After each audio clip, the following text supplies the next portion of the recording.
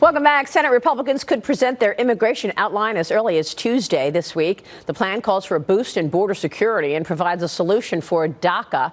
But President Trump says no DACA deal without the border wall funding. He's asking Congress for $18 billion to build that wall. My next guest met with President Trump last week, along with other senators, to talk about immigration. He joins me now. He is Senator Thom Tillis of North Carolina, a member of the Senate Judiciary Committee. Sir, good to have you on the program. Thanks so much for joining us. Great to be back. What are you expecting this upcoming week? Do you think the president will agree to a deal for those dreamers, but also get that $18 billion to build the wall? Well, I think we can get a deal with Democrats and Republicans who are willing to recognize that we need to solve the DACA population and we need to secure the border. The president's request for $18 billion is something that they don't need all up front, but they need the authorities and some of the baseline appropriations so that we can honestly say to the American people, we are going to secure our border. Well, the president has been very clear about chain migration. He's also been very clear about the visa lottery system, wanting it to go away. Where do you stand on that? I think that those are all things that we need to accomplish. Now, the question is, we've got an immigration system here that's broken. The first phase that we're trying to fix is the DACA population and producing truly a secure border. After we get this first piece of legislation done, there's a lot more to do on immigration reform. I'd like to get a lot of it on the front end, particularly as it relates to chain migration. But then we're going to have to move on to visa reform immediately after we succeed on this. And I think that we can be successful in advance of the March 5th deadline. But what about the January 19th deadline? I mean, why would the Democrats agree to anything knowing that that will just further this president's agenda? And they've been obstructionists the entire first year.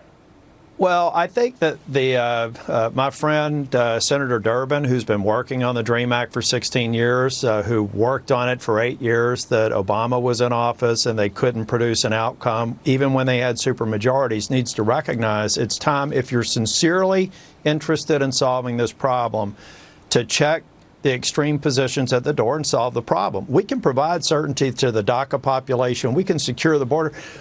When Senator Obama and Senator Clinton were in the Senate, they voted for strong border security measures. Let's stop making this a polarizing issue and recognize that it's foundational to providing certainty to the DACA population. But isn't it true that the Democrats are probably okay with the government shutting down under this president? Well, I think that if they do that, what they're doing is poisoning the well for any kind of certainty for the population that they say that they're concerned with. At the end of the day, I think it's more of a negotiating tactic. I'd be curious to see why Senator Durbin, back in the Obama administration, didn't threaten a shutdown and solve this problem in the 8 years that he could have then. So to me, it feels more like political positioning and less like a threat that they'll follow through on. Well, it certainly feels like political positioning for sure, but the president keeps repeating no DACA deal without the border wall.